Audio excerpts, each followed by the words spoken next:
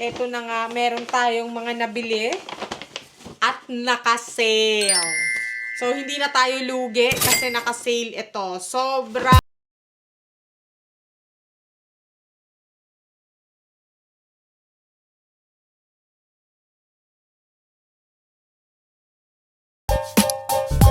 Hola amiga! Welcome back to my YouTube channel! This is Kim Madal! For today's vlog ay uwian na. So magliligpit na yung Amega nyo. Alas 7 na nga pala. Actually mag-aalas 8 na at hindi pa ako nakapaglaba. Maaga yung flight namin bukas. Dapat alas 6 gigising na kami kasi aalis kami ng camp alas 7. So, bago kami umalis bukas, dapat nakaprepare na lahat, nakapaglaba na. Since hindi pa ako nakapaglaba, mabilis ang laba lang to. Nakaligo na rin pala yung Amega mo. So, ayan, napakarami pang lilinisin. Actually, hindi naman ako maglilinis ng kwarto. Maglalaba lang ako ng mga uniform namin. Tapos, etong bed sheets namin, mga kumot, lalabahan natin yan. Kasi pagbalik natin balik dito sa trabaho, dapat fresh yung ating mga gamit. So, maglalaba muna ang Amega nyo. Okay, habang magliligpit, tatanggalin na muna natin to. Kasi etong mga bedsheet ko, nilalabhan ko talaga to. Every uwi namin. Every week ko tong nilalabhan. Sa camp, kasi itong mga ayaw ko kasi sila yung naglalaban ng gamit namin. So, kapag yung mga housekeeping naglilinis dito sa kwarto, etong mga bedsheet na to, owned by camp ito. So, dito to sa camp, hindi namin to dinadala pa uwi. Nilalabahan ko lang to, tapos nilalagay dito sa cabinet namin. Tinatago ko siya para hindi mapalitan ng bago. Kasi yung bago kasi, alam mo na, kahit sino-sino yung gumagamit. Etong sa amin, permanent room kasi namin to. So, ako ang maglalaba sa gamit namin. Every time na bumabalik kami dito, malinis talaga tong room namin. So, pinapalitan ko lang lagi itong mga bedsheet namin kapag dumating kami dito sa camp. So, sa ngayon, magliligpit muna ang Amega nyo. Dahil mag-aalas 8 na, si Habi uuwi na yun maya-maya. Napaka-busy nun nila kasi seafoods night. Kapag seafoods night, bihira lang kasi, quarterly lang kasi kami nagpapakain ng seafoods dito sa camp. Sobrang busy nila tonight, kaya liligpitin ko na lahat para pagdating ni Habi, maliligo na lang siya, matutulog, at saka bukas, wala na masyado kaming liligpitin.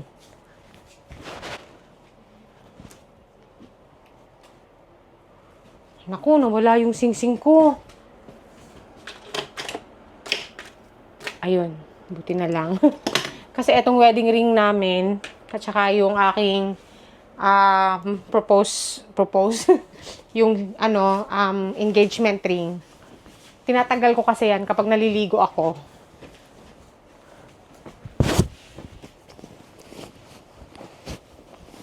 Sana wala masyadong gumamit ng laundry. Kasi kapag yung laundry puno, mag-aantayan talaga. So, cross fingers na yung laundry namin wala masyadong gumamit. Kasi alam nyo naman, Tuesday ngayon, busy ngayon sa camp kasi palitan ng mga shift. Tuesday, Wednesday, Thursday, yan yung mga busy na araw talaga dito sa camp. Nilagay ko na nga pala yung mga laundry ko sa washing machine. Kaso gamit lahat. Tapos, yung mga ibang gamit doon, tapos na nilang nalabhan. Ayaw kong galawin.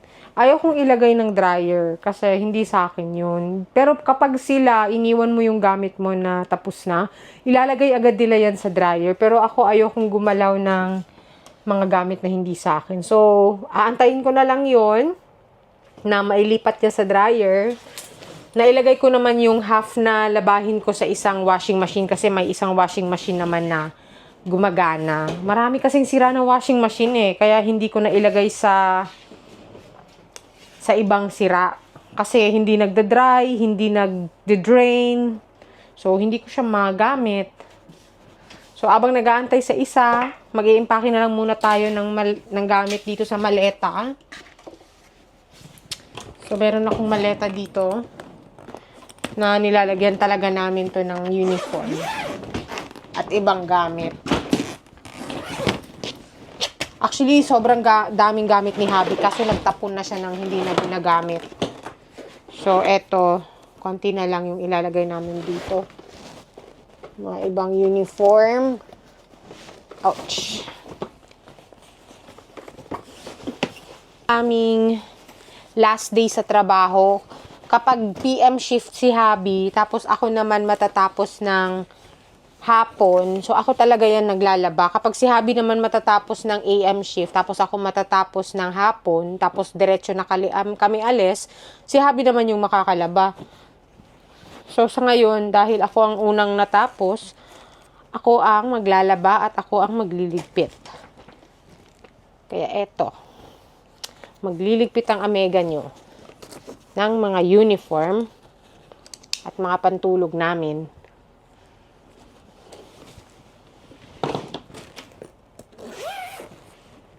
Next, balik namin, kailangan namin mag-impake dito sa kwarto kasi i-renovate tong kwarto namin. So, lilipat muna kami ng ibang kwarto. Itong mga gamit namin, ilalagay muna namin sa locker. So, ayan mga amiga, tapos na akong nag-impake, naglalaba pa ako. Yung mga gamit ay nasa dryer pa. Maya-maya pa siguro yun madadry. So, eto na nga pala yung kama namin. Wala nang bedsheet. So, ibabalik ko lang yung bedsheet kapag natuyo na. Good morning! So, kagigising ko lang and nakapagpunas na ako. Ito nga lang pala yung aking t-shirt pa uwi. Kasi sa bahay lang din naman kami papunta. Or kung baka siguro mag-grocery kami pagdating ng Brisbane.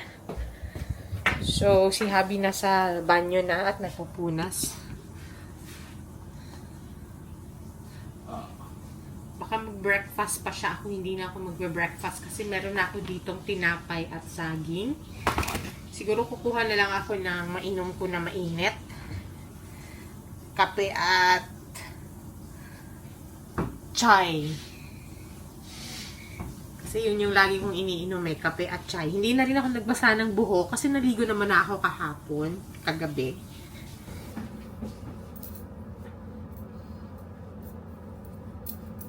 So, maglalagay lang ako ng, ito yung ginagamit ko sa lips ko, Vaseline. Mag-breakfast ka lang.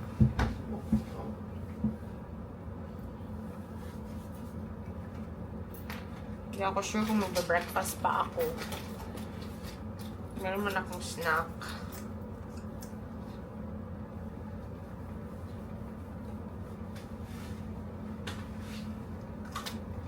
So, nagli-lipstick konti and then magtitint. Mag-lip tint.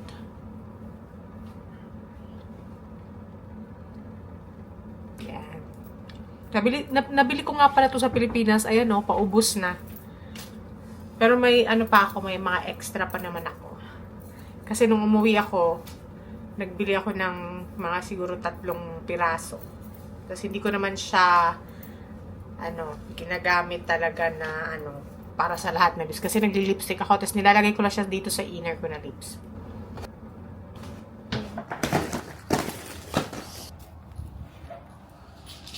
So, yan yung room namin. Ito yung mga dongga dito. So, dyan kami naglo-laundry. Ito yung buong camp. So, ready to go. So, we're here na sa airport and kuha kami ng aming luggage. Here.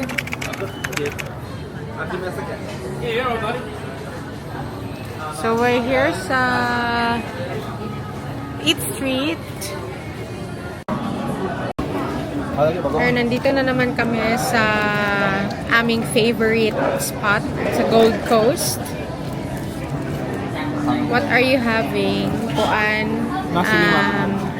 Chicken silimak. Nasi lemak. Nasi lemak. Malaysian, isn't it? And what about yours? Garlic sauce seasoning beef. Garlic sauce. Usa na siya na ano? What country? What country? Usa na siya? One? Chinese, I think Chinese. Chinese. Kay Mongolian. This one is mee goreng from Malaysia. Kuan sana Filipino dish sana kaso ano na pabalik-balik na, so we're eating ano naman different cuisine, right? Kasi 14 days kami nasa work. We're eating too much Western food at work. Let's try nasi goreng chicken.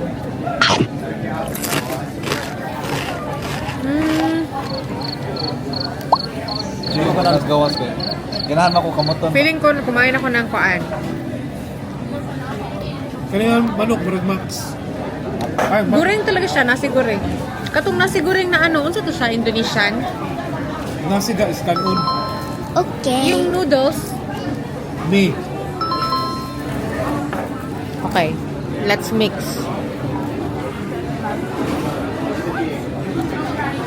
Kalimutan ko kung sunburst. Habi is eating chicken. Sunburst din ang balikan. Sa Pinas ba? Wow, Ay, sunburst. ay, sunburst ko. Siyempre, after kumain, daan tayo ng milk tea. Matik na yan. Matcha na yung in-order. Mag-isa lang si ate, kaya matagal.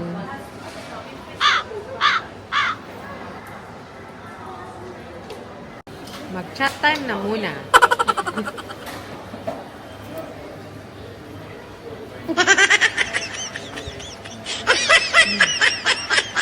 Snack. After lunch. Oops. Lami.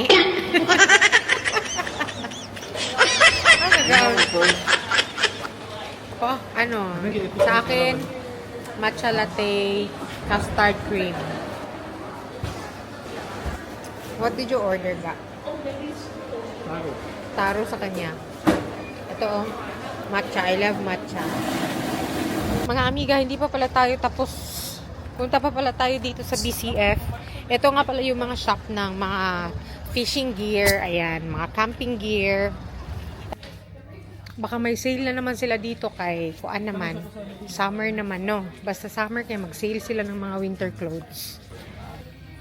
Hanap ka ng kuan ga, pang fishing clothes. Naku kay muntihan ga. Oh, manang gold. Gold net. Diba? Kayo, taas yung kayo. Mukhang versi. Hindi ka nagbili kanina ga? Katong parang, yung parang ninja. Kanay mo nga color. Ito pang takip to sa face, no? Kani multi-purpose car. Ulit, $16. Bili siya ng ano. Ay, oh, yan. Ay, ano yan? Sa ulo lang man. Parang headband. Ah, okay. Parang ganito, oh. Pangit mo. Multi-purpose scarf. Muna ka nang Kung mag-fishing ka, tapos mainit, o di masunog ang face mo. Para na nasliog. Yan, mga long sleeve. Ganda. So, may bet tayo dito ang ano, damit. Tingnan natin. Sukat natin. Small. Ayan, oh.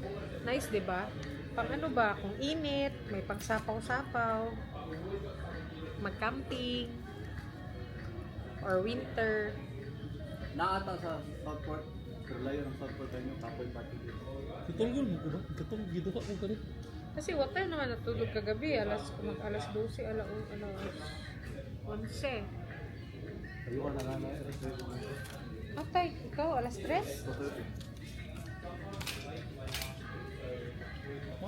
Unisex daw ito. $15 na lang. Uy, saan ka pa? Tapos magkano ang original price nito? Ang original price nito, 60. Ay! Okay lang. Too big man? I think it's okay. $15 lang, huy. Saan ka makahanap ng $15? Ang ganda, oh.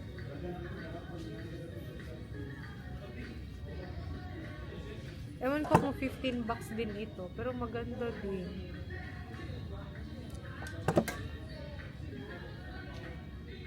ano do? Parang pang yung mag-garden ka. I'm gonna buy this. It's ano, $30 pala siya. $30. $30 pala siya. So ngayon naging ano na lang siya, 15. Ayan oh. 'Di ba? From 30 magiging 15 na lang. So diyan ka mamili ng gamit kapag sale. Because why not? Nandito na kami sa bahay, nakauwi na kami. So hapon na. Nakapag-lunch na din kami, baka hindi na rin kami magdi-dinner. So, di ba kanina pumunta tayo ng shopping mall at eto na nga, meron tayong mga nabili at naka-sale. So, hindi na tayo lugi kasi naka-sale ito. Sobrang tipid ko sa... Tipid ba kapag nagsha-shopping? Yes, tipid. Kapag naka-sale. Kapag mag-antay ka ng sale, makakatipid ka talaga. Huwag ka talagang bumili ng original price. Sikreto yon. Tapos eto. Skirt. So, eto from $70. Ayan, nakita nyo ba yan? $70. Naging 15 bucks. No, actually, hindi siya 30. So, 30 to. First, hindi niya makita. 30 to, pero binabaan pa nila ng another $15. So, nahulog na lang siya na $15 skirt. Yan. Napakaganda. Mahilig ba ako sa blue? Hindi masyado ako mahilig sa blue, pero kasi naka-sale siya. So, yung partner ng skirt is eto. Medyo malaki yung size neto, pero carry na. Baka matatahi pa. Or kung hindi siya kayang tahiin, okay lang. Maganda naman. At saka, crumple naman yung kanyang design. So, hindi halata kung fit siya or maluwang siya, 'di ba? So, eto, what price? From $50, ayan, naging... So, 30. But, binabaan nila ng $20. So, bali, $10 na lang to, 'di ba? So, nakuha natin 15 plus 10, $25, 'di ba? May outfit ka na. Ito, malaki rin yung size. Kasi alam mo, kapag sale, wala na talaga yung mga sizes na gusto mo. Kasi yung usual na size na very mabilis maubos is yung size ko. Like, medium or small. Depende talaga sa mga tahi. Pero ito, from $50, binabaan nila ng 30 at binabaan pa nila ng $20. So, naging $10 na lang din to. Maluwang din to konti, pero carry lang kasi loose naman yung kanyang, yung kanyang atake. So, from $50, naging $10 na. So, hindi ka nalugi nun. Ayan. So, ang partner netong ating floral top, pants, ayan. So, etong pants from $70, ginawa nilang 40. Pero, binabaan pa talaga nila. Ginawa na nilang $15. Ayan. Pants to, 'di ba? Loose pants to yung bagsak na pants, yung uso ngayon. So, eto yung partner, magka-partner, 'di ba? Meron ka ng dalawang outfit. Eto, $15, $10. So, another 15 and plus 10. So, meron ka ng dalawang outfit, up and down, for $50. Marami ka nang nabili, di ba? So, ayun lang. Thank you for watching. Till my next vlog.